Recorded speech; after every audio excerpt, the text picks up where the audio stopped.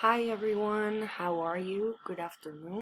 Well, today's story for second, third grade is Rosa Loves to Read, written by Diane Seashore and illustrated by Larry Day.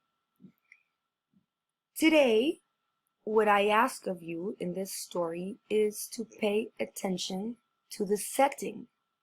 Remember what the setting is? Let's start the story.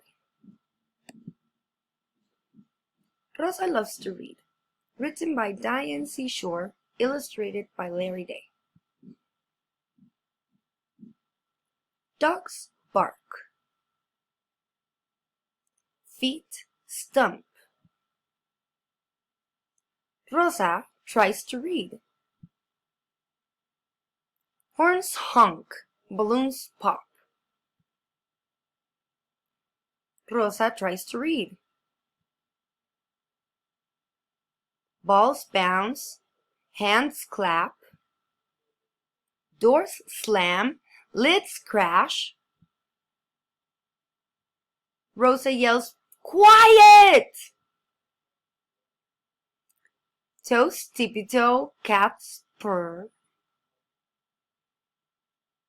Rosa turns the page. Motors hum, spoons stare. Rosa turns the page. Clocks tick, mice squeak. Curtains swish, brooms sweep. Rosa whispers, "I love to read."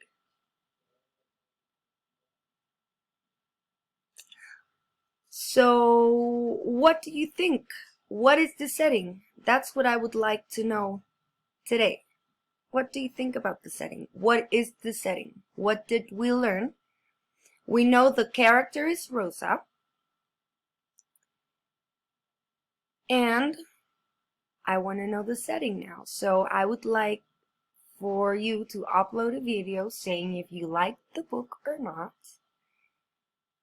I would like for you to talk especially about the setting.